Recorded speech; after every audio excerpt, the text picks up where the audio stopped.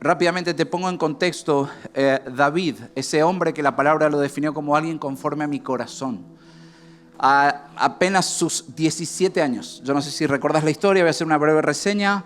Él estaba haciendo ¿qué? Cuidando las ovejas, el rebaño de su padre. Estaba en medio de montañas y esa era su tarea.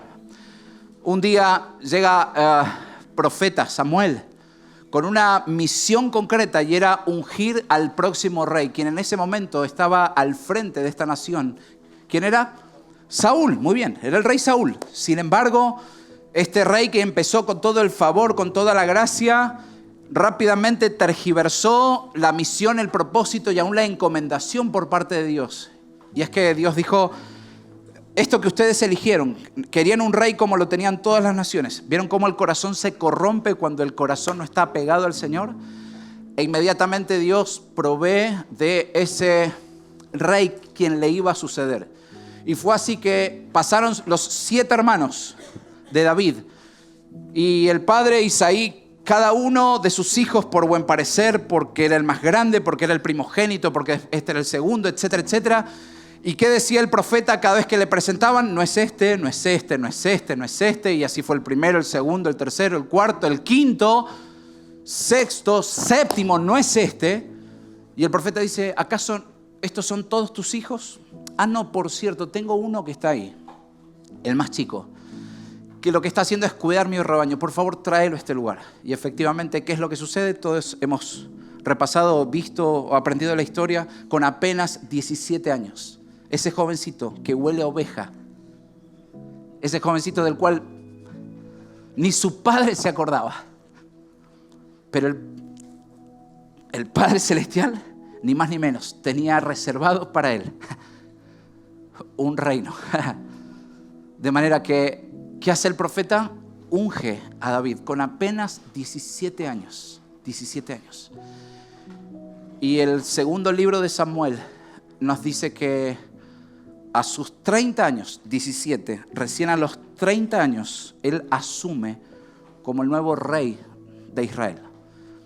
Es decir que pasaron 13 años desde que David fue ungido como rey hasta que finalmente él es legitimado en su posición para conducir a la nación más pujante de esa época, que era Israel. ¿Me seguís hasta acá? Gloria a Dios por esto. Hasta ahora vamos bien. Ahora, la pregunta es, ¿qué pasó entre sus 17 y sus 30 años? Y quiero que te pongas ahí bien en grande la palabra proceso. Pon eso. No es que el tipo se echó a la burra, a la vaga y dijo, total, voy a hacer el... No es que se la creyó. ¿Cuántas veces nos pasa eso, no? Por eso a veces el Señor nos va revelando de forma progresiva su voluntad sobre nuestras vidas, para que nuestro corazón no se termine corrompiendo. Y a veces, te lo digo como pastor, me encantaría que Dios me diga todo el plan que tiene para esta casa espiritual. Pero ¿sabes qué? Porque Él me conoce, sabe que mi corazón puede corromperse. Él sabe que me va revelando ni siquiera el paso a paso, es el micropaso al micropaso. O sea, ¿cómo me conoce? Que me tiene clamando hace meses por nuestro próximo paso como iglesia. Y le digo, Señor, revelanos el plan. Y el Señor dice, un paso a la vez, un paso a la vez, un paso a la vez. Y este muchachito de apenas 17 años transitó una etapa, fueron 13 años de mucho proceso. Primera de Samuel nos relata en el capítulo número 18 una hazaña en la cual pone en la escena a este jovencito que mientras estaba todo el pueblo de Israel atemorizado por un grandulón de aproximadamente, iba a decir de apenas 3 metros y algo, y monedas, dice que estaba todo el pueblo y aún hasta Saúl estaban todos atemorizados. Y por 40 días el tipo le buscaba la boca a todo el pueblo y nadie se atrevía. ¿Quién aparece? Este muchachito llevando unos panes y unos quesos para sus hermanos.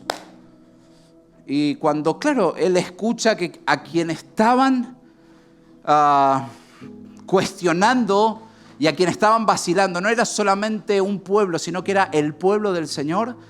Dice la historia que este muchacho en el Valle de Elá, que por cierto estuve y me arrepiento en esta hora de no mostrarles el video. Si quieren ver el video se pueden quedar al segundo encuentro que lo voy a hacer.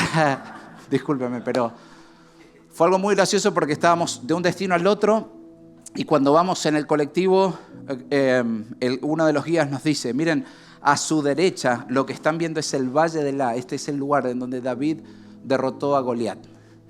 La baba más chica mía caía pero por el piso. Miren, me faltaban manos para buscar la cámara de fotos y aparte todo eso ya comprobado, por supuesto, con las variables de la historia, la arqueología, la cultura y la religión. Y cuando estos 4 elementos convergen, efectivamente es ese el lugar. Y aunque no sabes, el Valle de Elá precisamente responde a estos 4 principios. ¿Y cómo será que para la gente es tan fuerte el ir a ese lugar que todo el mundo cuando llega a ese lugar, ¿qué hace? Se lleva las piedritas, ¿no? ¿Por qué? Porque como fueron 5 piedras las que usó David para derrotar al gigante, la gente que dice, me tengo que llevar al menos una piedra. Cada uno dice, yo en casa tengo varios gigantes que derrotar, así que algunos se llevará más de una. Y ha sido tan fuerte el efecto que ya no existen las piedras en el Valle de Elá. Todo el mundo ha hecho desaparecer todo registro arqueológico. Entonces, ¿saben? Esto nos contaba el guía. Lo que ha hecho el gobierno de Israel, dice que una vez por mes va con un gran camión y ¿qué hace? Esparce piedras por todo el Valle de Elá. Entonces el turista cuando llega a ese lugar, ¿qué dice? Se va contento y te regala una piedra que te dice, esta es del valle, esta es una de las que pudo haber. Como souvenir, exactamente, Rubensito, ¿no? Pero bueno, lo cierto es que este hombre, este jovencito termina derrotando al gigante con esa espada. Me imagino la cabeza, si era de 3 metros y monedas este hombre, era cabezón, era un tipo grandote, ¿no? Era una cabeza de chancho así más o menos, ¿no? Así que imagínense cuando él levanta y se la lleva al mismo rey para decir, los filisteos han sido derrotados. Claro, el capítulo 18 dice que el pueblo empieza a elevar una canción. Y esta canción, no solamente se establece el pacto entre Jonatán, hijo de Saúl, y David, que son amigos por perpetuidad, hacen un pacto prácticamente de sangre. Se conocen, se juran lealtad, dicen, por vos y por mí, juntos, hasta el final. Y hasta ese momento iba todo bien, hasta que el pueblo, en medio de la victoria, en medio de la conquista, empieza a elevar una canción. Se levanta la tribuna. Para Israel habían sido campeones del mundo. Me seguís hasta acá, ¿no? Habían ganado la gran final. Y la declaración que era, Saúl mató a miles, pero David mató ¿a cuántos? A 10.000. Y esto no era solamente la vecina, sino que la gente cantaba hasta que esto se hizo un canto popular. Y dice la palabra que para Saúl le cayó un poco gordo. Bueno, ¿quién es el ungido acá? ¿Quién es el elegido? Y dice que a partir de ese momento los celos, la envidia, aumentaron ese corazón corrompido por parte del rey. Y esto se traduce en una de las mayores persecuciones que registra el Antiguo Testamento. Y David, quien había prometido lealtad al rey, nos cuenta principalmente en 1 de Samuel y parte de 2 de Samuel lo que significó para este hombre. A los 17 fue ungido, a los 30 fue legítimamente posicionado en ese lugar. Esos 13 años fueron de proceso.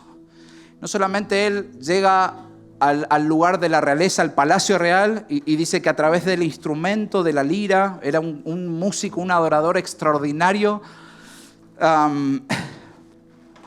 Curiosamente, recién estábamos en el tiempo de oración y el Espíritu Santo ya me confirmó la palabra para el domingo que viene.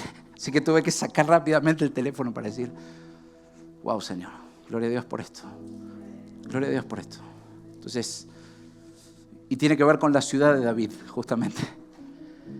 Y este hombre, conforme al corazón de Dios, dice que Saúl era atormentado por espíritus. ¿Y sabes lo que hacía? Mandaba a traer a este adorador.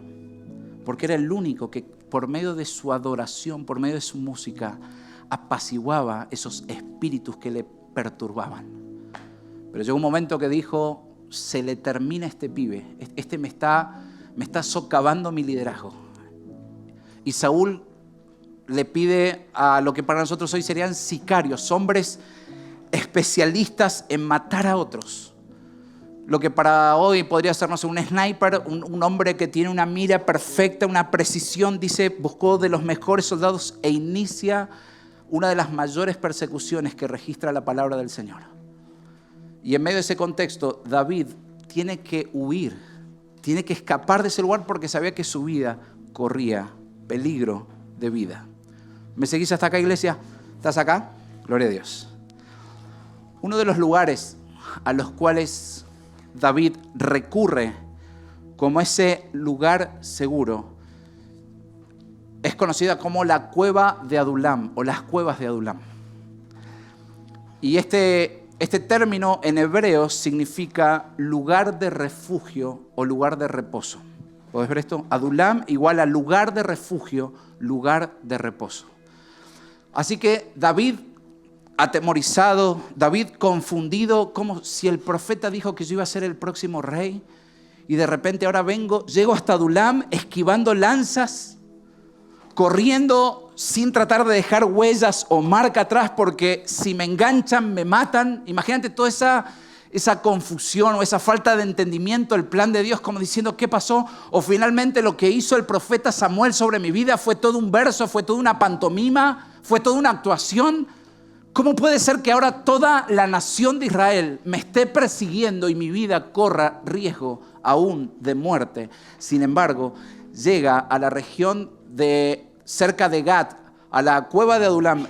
Por favor, Camilita, si por favor puedes ponerme el mapa. Yo sé que por ahí mucho no ayuda, pero allí se encuentra Gat y este es el punto de la cueva de Adulam. Este es el Mar Muerto y este es el Mediterráneo. ¿Nosotros se acuerdan el domingo pasado que estuvimos viendo?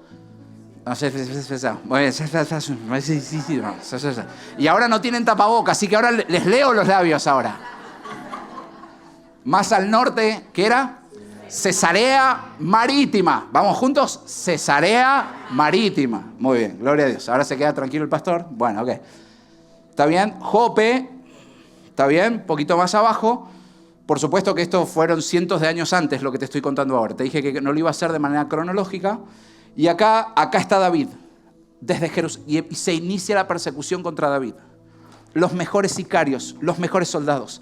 ¿Y a dónde llega este hombre conforme al corazón de Dios? A un lugar de reposo, a un lugar de refugio, Adulam. Y estando David en esa cueva, encontramos el Salmo 142. Por favor, si me querés acompañar.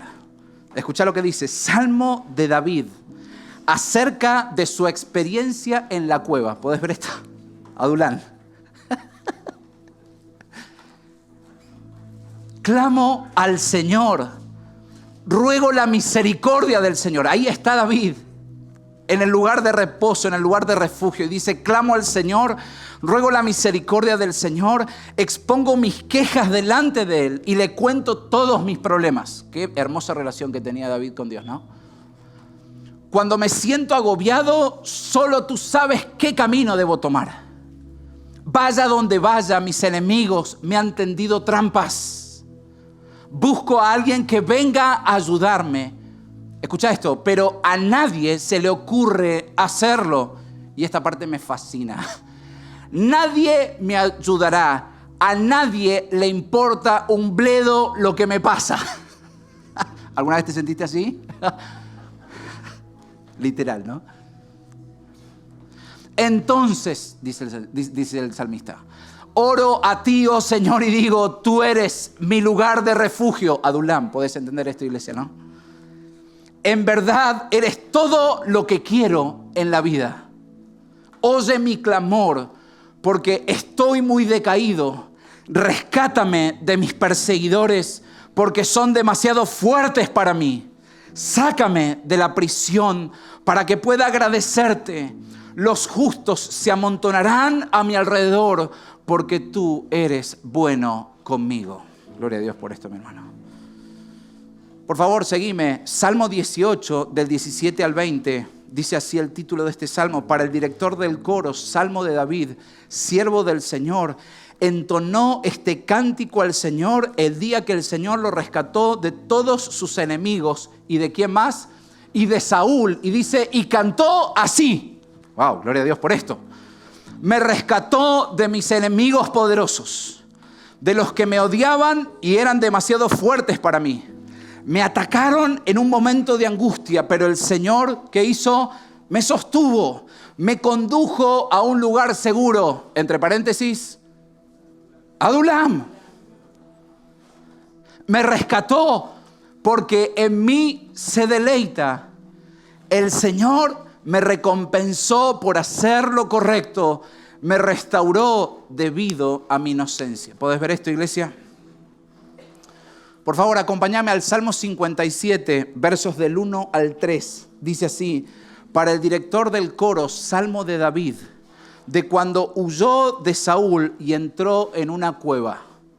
Para los que dicen, esto es un verso, esto no tiene nada que ver. ¿Te das cuenta cuando la historia, la arqueología, la geografía, todo lo que hace es declarar que lo que la palabra dice es 100% verdad? Para el director del coro, Salmo de David, de cuando huyó de Saúl y entró en una cueva, dice, escucha el ministerio de adoración, cántese con la melodía de No Destruyas. Así que a partir de mañana quiero que busquen esa melodía. Marcos, Mati, porque no quiero ser destruido, así que tengo que cantar esto con esa melodía. Dice así el verso del 1 al 3, ten misericordia de mí, oh Dios, ten misericordia. En ti busco la protección. Me esconderé bajo la sombra de tus alas hasta que haya pasado el peligro. ¿Puedes ver esto? David, siendo perseguido, dice que respiraba aún hasta la amenaza. Y sin embargo dice, es como el ave que protege a sus polluelos.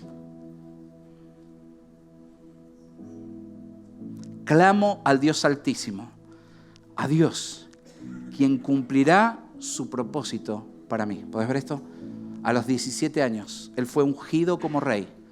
Y en medio de lanzas de persecución y de cueva, él que dice, una cosa entiendo, y es que Dios cumplirá su propósito en mi vida.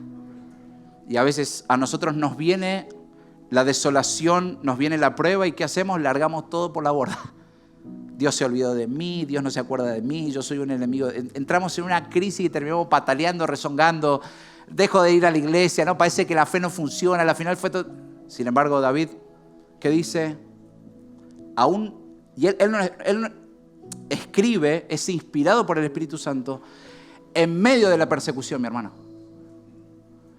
Estas no son las memorias de David estando en el palacio en sus últimos días. Con alguien que le abanicara, con alguien que le sirviera un refresco. Él está en plena cueva de Adulam y él está diciendo, pero confío en esto, que vos vas a cumplir el propósito que has decretado sobre mi vida. Y escucha esto, Él mandará ayuda del cielo para rescatarme y avergonzará a los que me persiguen. Mi Dios enviará su amor inagotable. ¿Y qué más? Y su fidelidad. Él es fiel, mi hermano. Dios es fiel sobre tu vida.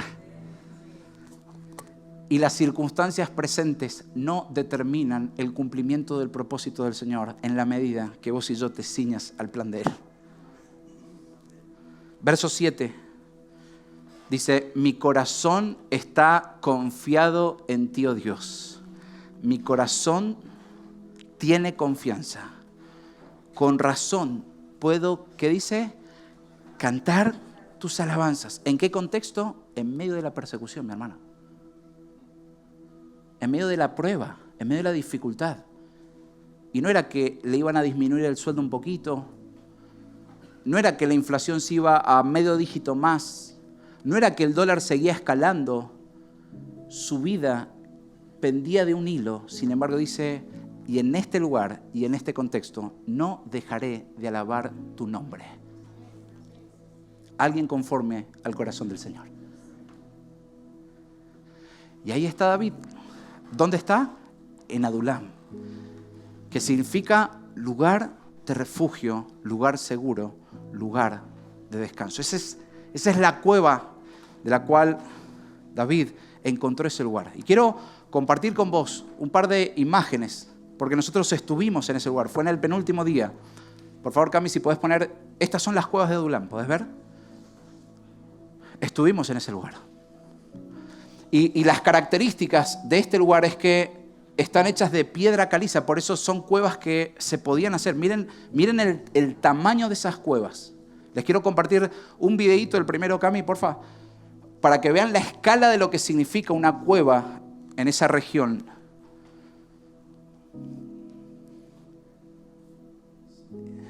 Y desde ese lugar, bueno, para ser fiel a lo que estoy diciendo, no se sabe si esta fue precisamente la cueva donde estuvo David, pero lo cierto es que en una de estas cuevas él estuvo, porque es una región que tiene muchas cuevas de esas características. ¿Pueden verlo? Un lugar del cual uno dice, wow, Señor, se escribió tanto desde este lugar. Dios sabe de tus cuevas. Y no solamente Él sabe, Él está en ese lugar. Dios está en las cuevas también. ¿Me seguís hasta acá, iglesia? ¿Vamos bien? Me quedan 12 minutos. Tenemos que arremeter con todo.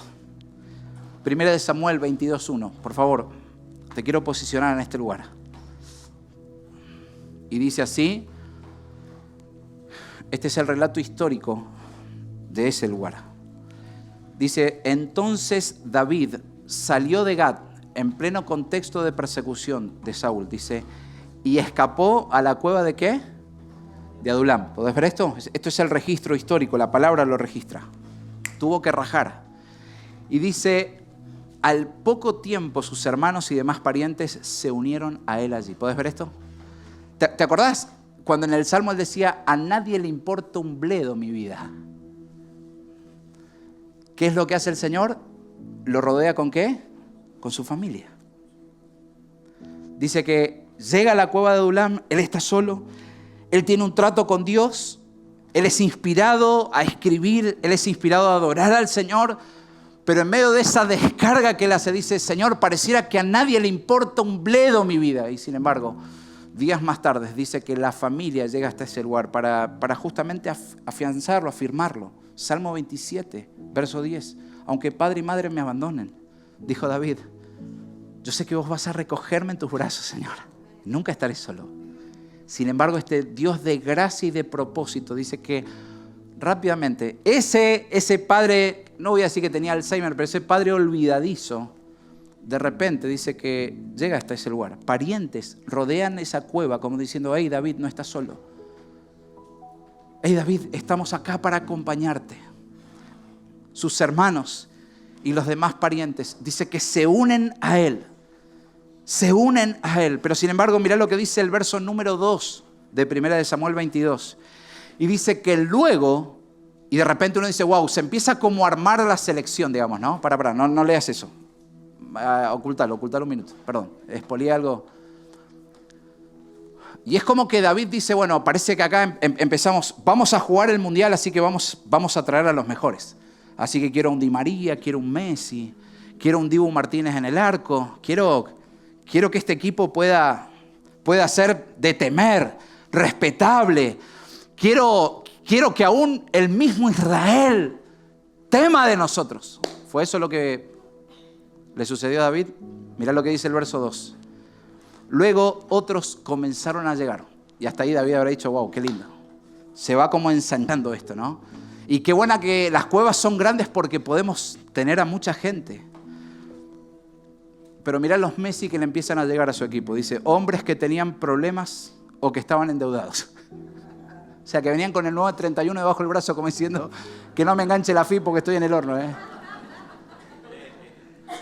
Mirá, dejé de facturar, pero tengo una deuda hasta acá.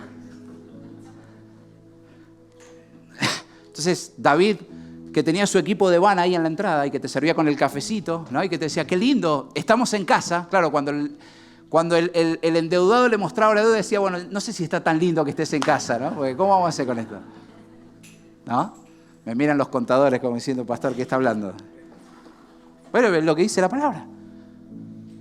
En esa cueva, dice que comenzaron a llegar personas. Pero estas personas que tenían problemas, o que estaban endeudados, o que simplemente estaban tristes, descontentos, estaban frustrados. Empiezan a llegar personas heridas, empiezan a llegar personas lastimadas, personas llenas de temor, llenas de angustia, personas desesperanzadas, personas llenas de falta de propósito y de sentido a la vida. Sin embargo, encuentran en la cueva de Adulam ese lugar seguro.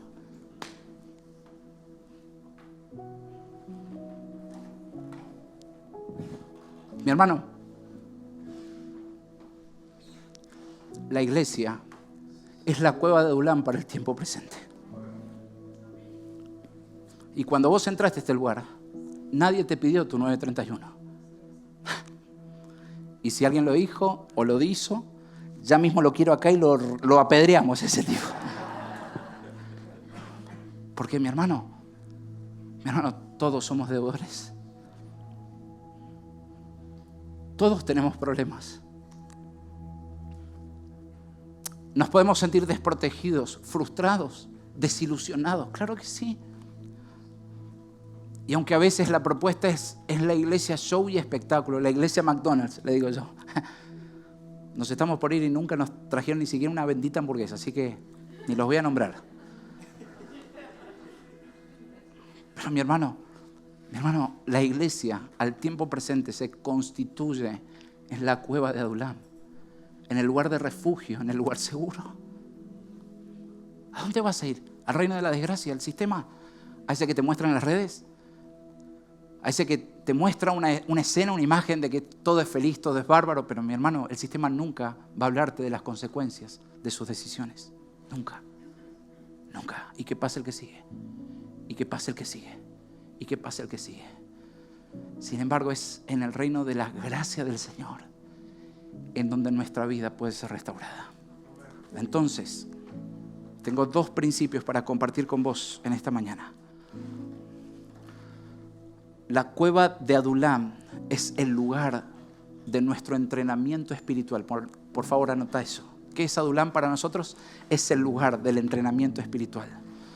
¿Sabes qué hizo David cuando agarró a los menesterosos, a los pobres, a los endeudados, a los que vivían llorando, a los que moqueaban todo el tiempo, a los que decían, hoy me levanto pero no sé para qué, no vivo, estoy solo, me abandonó mi familia? A esos que todo el tiempo están con la copa del lamento, lamento y lamento. ¿Sabes lo que hizo David? Dice la palabra que en Adulam David levanta un ejército de 400 hombres. ¿Podés ver eso? Y uno dice, ¿cómo pasó de endeudados, de pobres, de menesterosos, de personas con problemas, de personas frustradas, de personas con pérdidas, de personas abandonadas, de personas lisiadas, a que sea un ejército de 400 hombres? ¿Estás acá, iglesia, no? Por eso Adulam tipifica el lugar de nuestro entrenamiento espiritual. ¿Y sabes qué hizo David? David empezó a sembrar en ellos esa fe inconmovible del Dios que había hacía unos años atrás, que le había dicho, voy a ungirte como el próximo rey. Y sabes, me lo imagino esto, sentado en esas cuevas y diciendo, hoy les tengo que contar otra que Netflix, les tengo que contar un episodio que lo viví en primera persona. ¿Conocen el Valle de Elá? Y ahí empezaba el relato. Y les empezó a contar cómo el pueblo de Israel que temía, y dice, pero me enfrenté a este gigante. Y ¿sabes qué hacía esta gente que era pobre, menesterosa? Empezó a soltar aquello que lo ataba, aquello que lo condicionaba, aquello que le decía, nunca vas a poder lograr eso. Y empezó a ver cómo la fe permeaba sobre sus vidas. Y empezaron a conocer al Dios de Israel, al Dios vivo, al Dios de Jacob. Y fue por medio de esa formación que David dijo, miren, yo en medio de montañas, hubo noches que tuve que enfrentarme con fieras salvajes. Y tuve que enfrentar a lobos, tuve que enfrentar a osos. Y es Dios entrenándonos en esas batallas diarias y cotidianas, porque nos está preparando para la gran guerra, mi hermano. Entonces nunca desistas de los valles de Elá de tu vida, porque Dios te está entrenando en ese lugar.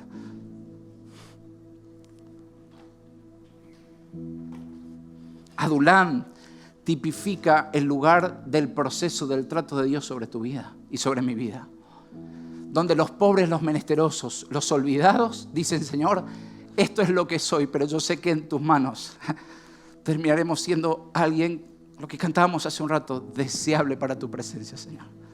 Claro que no sabemos lo que viste en nosotros, pero tenemos esta seguridad, y es que en vos empezamos a transitar ese propósito divino que nos conecta con lo eterno. Fíjate que los que tienen problemas, están amargados, están pasando tiempos de dificultad, están pasando tiempos de persecución, no se juntaron para hacer un grupo de autoayuda, para decir, nos vamos a poner en ronda, en círculo y cada uno cuente su testimonio y bueno, y si se nos cae un pedazo de la cueva, listo, se terminó el problema. Adulam es el lugar donde el Espíritu Santo empieza a trabajar en tu vida, en la medida que te haces vulnerable a la obra del Espíritu Santo, en la medida que manifestas el quebranto, en la medida que decís, Señor, necesito que esta área, esta debilidad, la trabajes, la perfecciones, encuentres en Adulam a otros pobres, a otros menesterosos, a otros endeudados, pero que tienen un corazón quebrantado, son pobres en el Espíritu y están dispuestos a acompañarnos unos a otros para ser edificados por el poder del Espíritu Santo.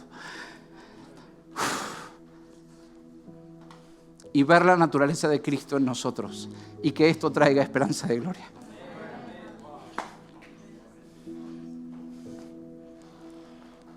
Dos minutos, ¿cómo hago, Señor? Tengo que crecer en esto, claro que sí. Tengo que hablar menos. Entonces, el Salmo 119, 71, que dice, el sufrimiento me hizo bien. ¿Cómo el salmista escribe eso? ¿Está insano? ¿Necesitará una sesión con Mati o con Letu? Necesita terapia, tiene que ir a un diván.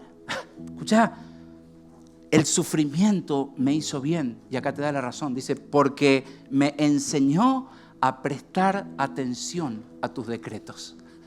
No me puse en el rol de víctima. Ay, pobre de mí. No me puse en el lugar de la autocompasión. Mi hermano, la religión te mueve a la autocompasión.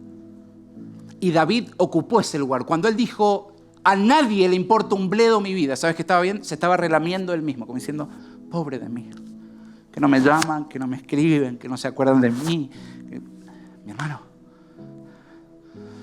hermano, todos estamos en un proceso de ser lisiados, quebrados. Pero ¿sabes qué?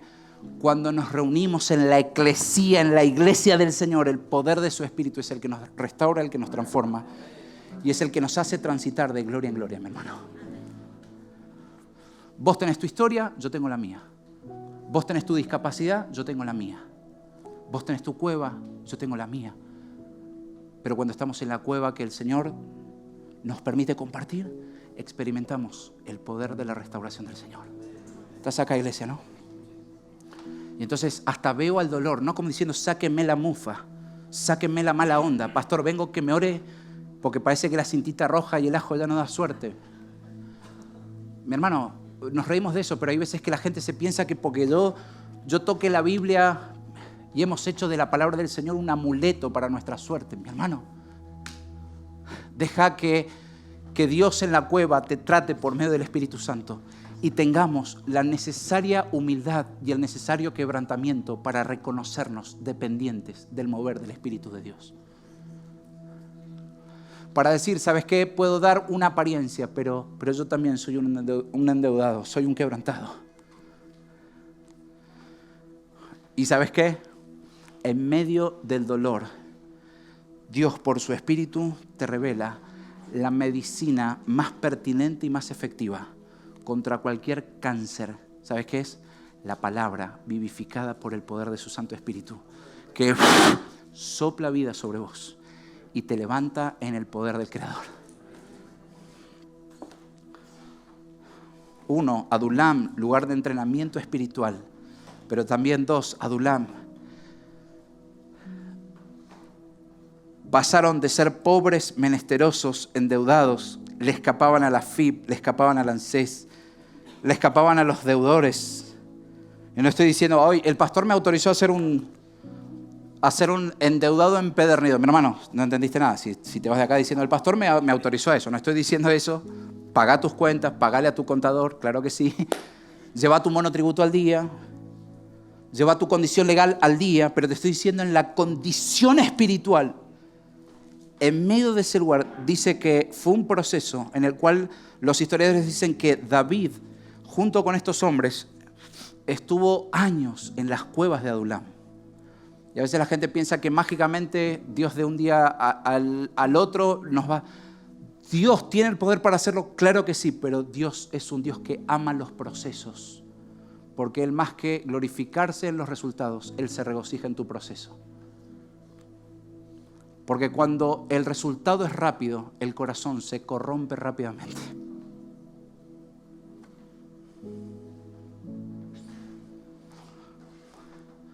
Sin embargo, cuando le abrimos al mover del Espíritu Santo en un proceso de restauración, tu vida echa raíces en el carácter de Cristo y tu corazón no se corrompe.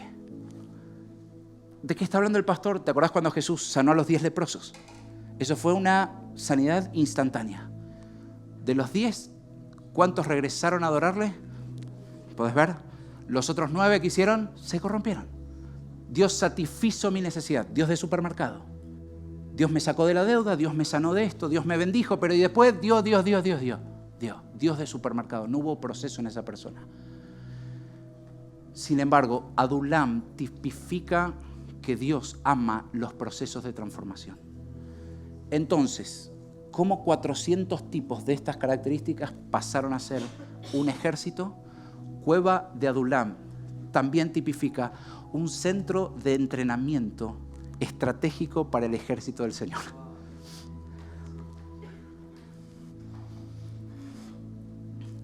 Los volvió un ejército. Está bien, dijo, ¿qué? ¿No viene Messi? ¿No viene Di María? Está bien, yo sé que los estoy esperando, pero no me escribe, entonces no viene. En vez de rezongarle a Dios y decir, Señor, los que me mandaste, ¿qué quieres que haga? ¿Tenía derecho de hacer eso David? Claro que sí, pero lejos de ponerle un piquete a Dios, ¿sabes lo que hizo? Se dejó utilizar por el Señor para que ese proceso que ya había iniciado en su vida comience a permear en estos 400. Y estos pobres, menesterosos, olvidados, asustados y atemorizados, se transformaron en aquellos 400 guerreros más temidos de todas las naciones.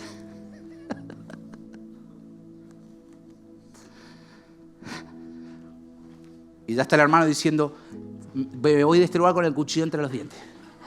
Y mañana voy al jefe y le doy. No, mi hermano. No es ese el mensaje. Y si está yendo por ahí, el pastor está predicando mal entonces. Dice el Salmo 144:1. Alaben al Señor mi roca. Él entrena mis manos para la guerra y da destreza a mis dedos para la batalla.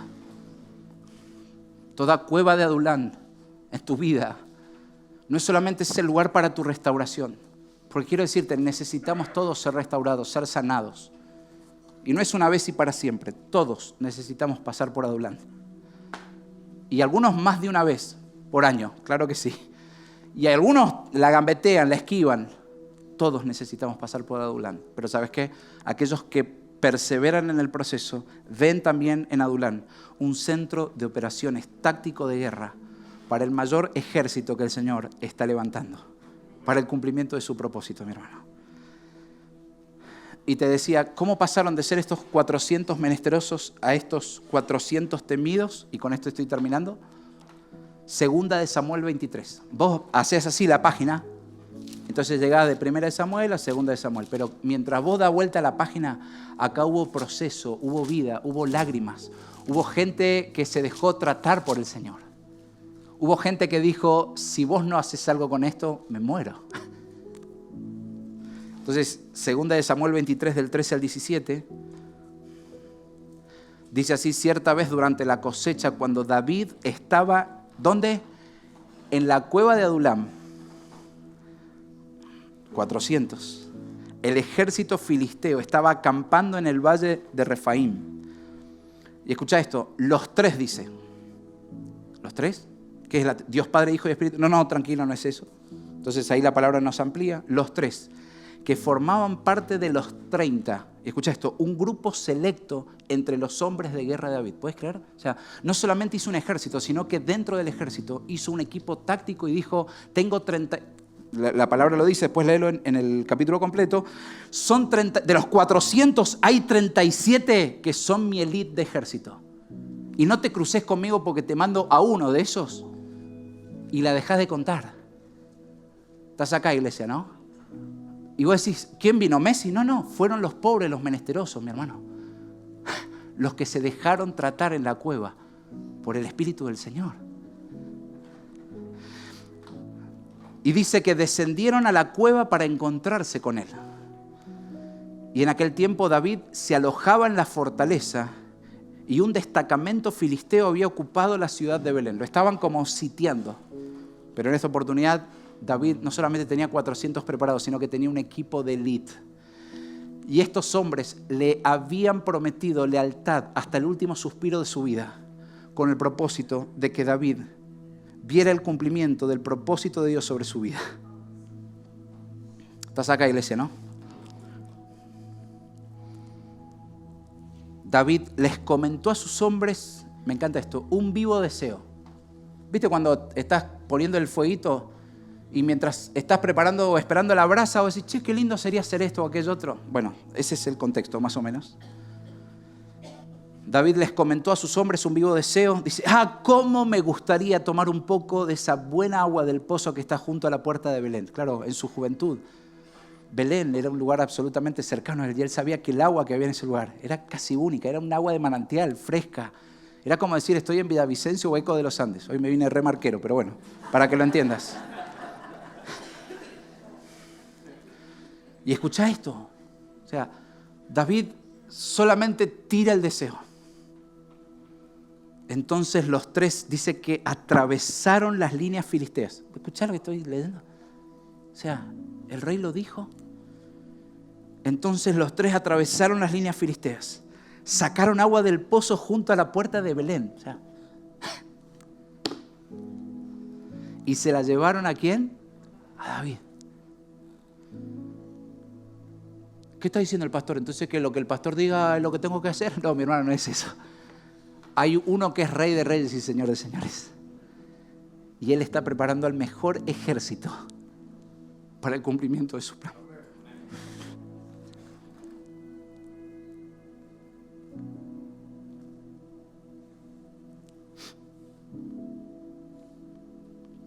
Pero David dice que rehusó a tomarla.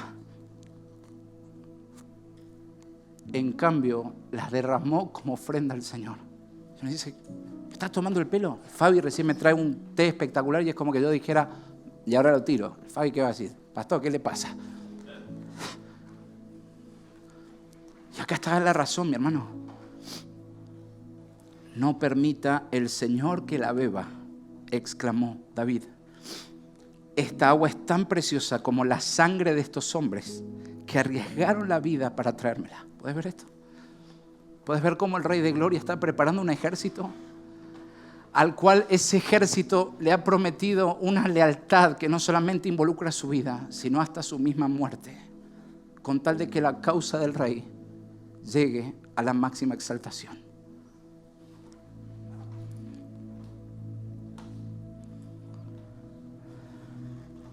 De manera que David no la tomó. Y estos son ejemplos de las hazañas de los tres. Y después en casa, léete todo el capítulo. Es impactante. Uno con un palo enfrentó a 800 tipos, solo uno, y se los morfó a los 800. Otro, dice el relato, que el ejército de Israel en un momento se asustó y quedaron dos. Y dice, y vimos gran victoria de parte de Dios. ¿Con quiénes? Con los pobres, los menesterosos, los 400 que le prometieron lealtad al rey. Mi hermano, toda cueva de Adulam es el lugar de trabajo, de proceso, de mover, de renovación, de transformación del Espíritu Santo. Pero toda cueva de Adulam Dios también la permite para formar el carácter del ejército que va a dar el cumplimiento a las horas más cruciales del reino de los cielos sobre la tierra y sobre toda la humanidad. Y mi hermano, estos hombres, dice que hubo otro que peleó tanto, dice que hasta se le había cansado la mano de dar tantas veces, y es como que se le fundió el cabo de la espada con la mano por la lealtad que tenía al rey, mi hermano. Cueva de Adulam. Cami, ¿me puedes poner la cueva de Adulam, por favor? No. Eso no. Poner la foto de la cueva de Adulam. La foto. Ahí está. Ahí. ¿Ves? Ahí. de ese lugar, de este lugar, va a salir un ejército que va a ver el cumplimiento, la consumación del plan del Señor, de su regreso, hasta que Él vuelva físicamente y reine desde Jerusalén a todas las naciones. Entonces yo me miro y digo, soy un pobre, soy un menesteroso, no tengo fe. Quiero vivir una fe de zapping. Pero mi hermano, vengo a decirte, el Señor está reclutando a ese ejército que no solamente va a vivir para Él, sino que va a dar la vida por Él, mi hermano. Y yo soy el primero.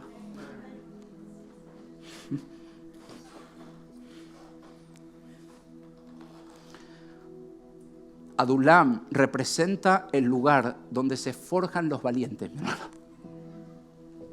No los perfectos, los valientes. ¿Y quiénes son los valientes? Los guerreros de la última hora. Los que están dispuestos a seguir peleando la buena batalla. ¿Puedes ver esto? He peleado la buena batalla, he terminado la carrera y he permanecido fiel. Y ahora me espera el premio, decía el apóstol Pablo. La corona de justicia que el Señor, el juez justo, me dará el día de su regreso. Y el premio no es solo para mí, sino para todos los que esperan con anhelo su venida. Mi hermano, en los últimos tiempos, Dios está levantando un ejército valiente de hijos y de hijas de Dios, reyes y sacerdotes. Mi hermano, Dios permite la cueva de Adulam, pero ese no es nuestro destino final. Dios nos entrena, Dios nos prepara, Dios nos forja, pero Dios habilita el tiempo de sacarnos de la cueva. Y así como David un día salió de esa cueva y fue erigido el rey de la nación más pujante de ese tiempo, dice Apocalipsis que el pueblo del Señor, Israel y la iglesia, un solo pueblo, un día, dice que saldremos de nuestra cueva y reinaremos juntamente con Cristo. Y lo haremos sobre toda lengua, tribu y nación. Reyes y sacerdotes. Y reinarán sobre la tierra. ¿Puedes ver esto? ¿Puedes ver esto? Qué chiquitito es nuestro evangelio, ¿no? Qué cómodo es nuestro evangelio. Pero mi hermano, quiero terminar dándote dos desafíos de lo que... Esto es lo que recibí de parte del Señor para esta casa, estando en Adulam. Romanos 11, del 11 al 12. Y es este el primer desafío. Señor, levanta de esta casa a un ejército de guerreros y guerreras valientes que no solamente coman el mensaje, sino que sean los mensajeros en el último tiempo. ¿Y sabes cuál es el primer desafío? Evangelizar aún a los judíos. El domingo pasado oramos para que, como en Cesarea Marítima tipificaba que el evangelio sale de los judíos y llega al mundo gentil, Romanos 11 y 12 dice así: ¿acaso el pueblo de Dios tropezó y cayó sin posibilidad de recuperarse? ¿Qué dice el apóstol Pablo? De ninguna manera. ¿Qué ha hecho la iglesia? Ya perdieron la oportunidad. Donde dice Israel, pone iglesia. Punto, listo. ¿Quién es la iglesia para decir que Dios rompe los pactos? ¿Quién somos? El pueblo fue desobediente, por eso Dios puso la salvación al alcance de los gentiles. Y uno dice, gloria a Dios por esto. Los endureció para que por medio de ese endurecimiento el evangelio te llegara a vos y me llegara a mí, mi hermano. Porque si ellos hubiesen respondido blandamente, el evangelio no nos hubiese llegado. Te cuento noticias, novedades, buenas nuevas. No va a salir en los Andes de hoy esto, pero esto es lo que sucedió. Pero sigue el texto diciendo, sin embargo, Él quería que su propio pueblo sintiera ¿qué? Celos y la reclamara para sí. Y escucha esto, ahora bien, si los gentiles fueron enriquecidos porque los israelitas rechazaron la oferta de salvación de Dios. Dice el apóstol Pablo, imagínense cuánto más grande será la bendición para el mundo cuando ellos por fin la acepten, mi hermano. Puedes entender que la historia no se ha terminado y que el cumplimiento del propósito del Evangelio todavía contempla una cláusula que Jesucristo estableció antes de su regreso, Mateo 23, y Él dijo, yo no voy a volver, y esta es la cláusula, hasta que ustedes, judíos, hasta que desde Israel ustedes reconozcan que soy el Mesías y que digan, bendito el que viene en el nombre del Señor. ¿Puedes ver esto? ¿Qué ha hecho la iglesia? Ha desconectado el mensaje y se ha puesto en el centro del jarrón, ombliguismo espiritual, yo soy el importante, no me llaman, no. Y no nos damos cuenta que tenemos que linkear nuestra salvación.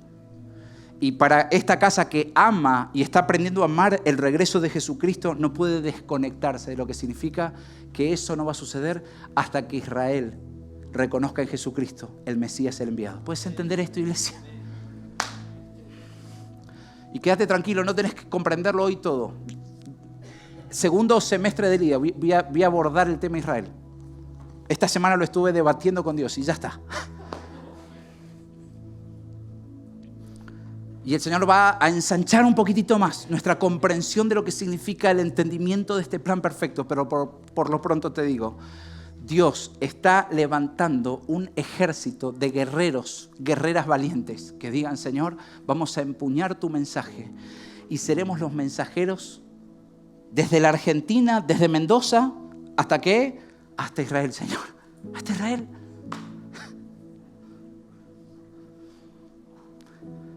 Hay uno que me está mirando como con cara de raíz cúbica, elevado a la enésima potencia, ¿no? Me dicen, ¿qué está hablando el pastor? Mi hermano, pregúntale al Espíritu Santo qué tiene para decirte con respecto a Israel. Subí a la azotea y que te lo revele. Es decir, el testimonio de la iglesia va a provocar a celos a los judíos para que ellos experimenten la salvación que hay solamente en una persona, que es Cristo Jesús. No es que a partir de ahora vamos a usar kipás, vamos a tocar el shofar. No es que vamos a usar... No, mi hermano, no te estoy hablando de rito porque eso te ata, te mata. Eso no es el diseño del Señor. Pero la iglesia debe responder a ese diseño en el cual conectamos. La cláusula que Jesucristo determinó en Mateo 23 y que dijo, me verán regresar, pero esto será el día que esta nación experimente la salvación completa. ¿Y cuándo será eso? Cuando ellos digan, bendito el que harán lamentación por el que le traspasaron.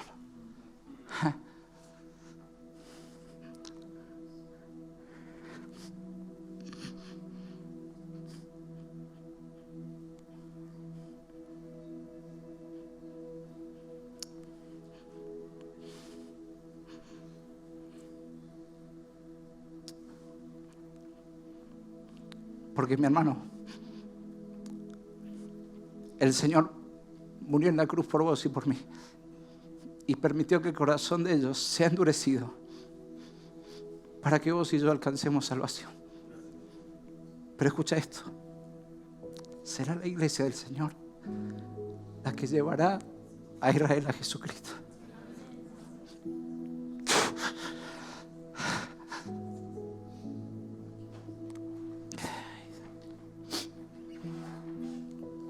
Tengo más para darte, pero no, ya terminé, ya me fui mal.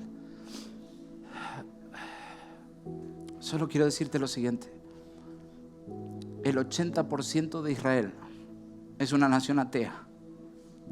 Y de ese 20% que dice ser religioso, es 0,2% que reconoce a Jesucristo el Mesías. El resto tiene un velo espiritual, mi hermano, por el cual la iglesia que aprenda a conectar que el regreso de Cristo a aquellos que amamos la venida va a darse hasta que ellos alcancen la salvación. Mi hermano, escucha esto, por mes 2 millones de cristianos visitan a Israel e Israel es considerado uno de los 200 grupos menos alcanzados por la fe cristiana. ¿Cómo se explica? Porque la gente va y ¿qué hace? Se saca la foto en la tumba. Claro, yo lo hice y está bien que vayas a hacer eso. Y hay hermanos que me dicen, pastor, ¿y cuándo vas a hablar de la tumba? ¿Y cuándo? Mi hermano, me voy a juntar a charlar un café sobre ese tema. Tengo fotos de las bienaventuranzas, del mar de Galilea, de la tumba, del Calvario. Claro que sí, mi hermano, no tengo ningún problema, pero la misión no es solamente del que era, sino del que es y del que ha de venir, mi hermano. Y es ahí cuando el evangelio se hace total y completo. Y cuando entendemos el rol, que es el tiempo que la iglesia salga de la cueva de Adulam para ver el cumplimiento de ese plan perfecto trazado por el Señor. Y decir, ¿cómo puede ser que mes a mes 2 millones de cristianos vayan a ese lugar y nadie tenga compasión por él? ¿Te das cuenta cómo la iglesia se ha centripetado en sí misma? Y está tan que me mimen, que me quieran, que me amen. Y hemos desconectado el propósito que Dios puso para decir, me verás volver cuando ellos digan, bendito el que viene en el nombre del Señor. ¿Qué tiene que hacer la iglesia? Decir, Señor, acá hay guerreros. Para decir, y mi hermano, podemos empezar, no sé cuántos viajaremos de este lugar, pero mi hermano, sé que fuimos de los primeros.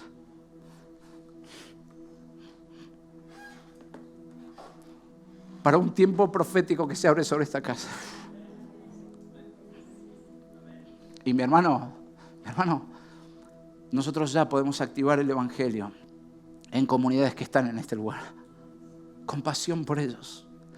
Dios levanta intercesores, centinelas que se pongan en los muros para orar por ellos.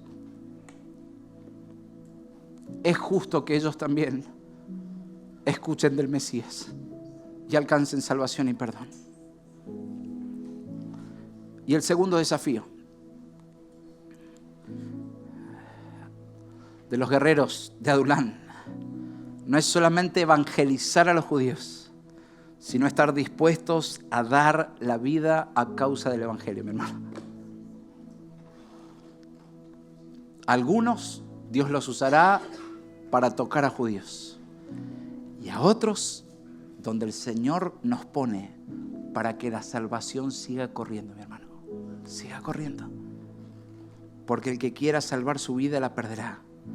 Pero el que pierda su vida por causa de mí, del evangelio, ese la salvará. Pasen los músicos. Entonces, tengo para terminar que preguntarte, hermano, vos que pensabas sacar el pochoclo para escuchar el episodio 2 del pastor y que de repente el Señor te esté diciendo en esta mañana, hey, ¿estás dispuesto a vivir la profundidad del evangelio? El evangelio. Y no Dios existe para satisfacerme a mí, sino entendí que el que quiera perder su vida por la causa de Cristo, tenga por seguro que la ganará.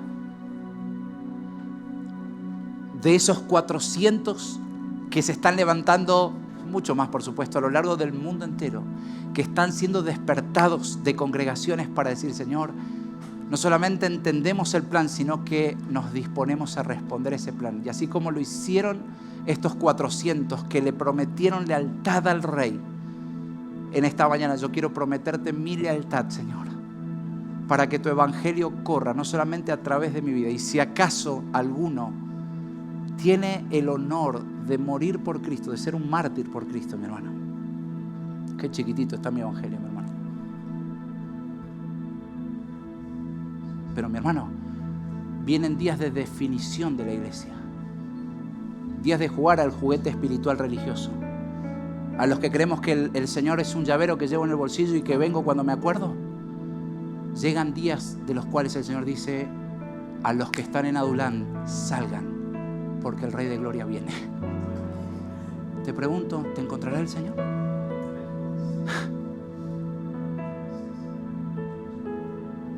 Y algunos dicen, no, yo ya peino canas, Mi hermano, no hay jubilación espiritual, mi hermano. Es más, honro a los que peinan canas, porque a veces nuestros jóvenes tienen frío y no vienen. Y tenemos a los que peinan canas en el primer turno diciendo, con 4 grados están en este lugar. Gloria a Dios por eso, mi hermano. ¿Por qué no fui? No me siento. No.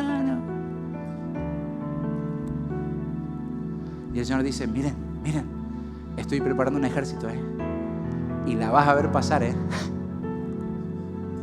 porque esto va a pasar. Así como existieron y existen las cuevas de Adulán, así la humanidad verá el cumplimiento del plan del Señor. Después no diga que no te avisamos, Entonces, por favor, quiero invitarte a que te pongas de pie y quiero compartir con vos. Ahora sí, Cami, este último video que terminamos en ese lugar. Habíamos aproximadamente 190 personas ahí en las cuevas de Adulán, en donde le dijimos, Señor, contá con nosotros hasta las últimas consecuencias.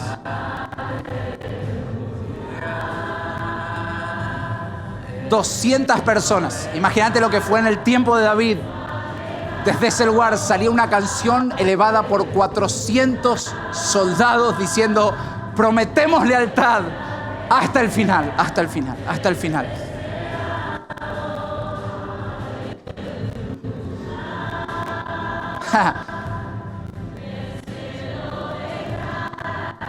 Que el tiempo ha llegado, iglesia, el tiempo ha llegado, el tiempo ha llegado. El tiempo de la definición ha llegado, mi hermano. ¿Qué vas a hacer? ¿Qué vas a hacer? ¿Qué vas a hacer? Quiero en esta hora preguntarte, ¿Dios puede contar con tu vida para decir, Señor, yo quiero ser uno de esos de Adulán, Señor? Contá conmigo, Señor, contá conmigo. Espíritu Santo, en esta hora te digo, cuenta conmigo, cuenta conmigo.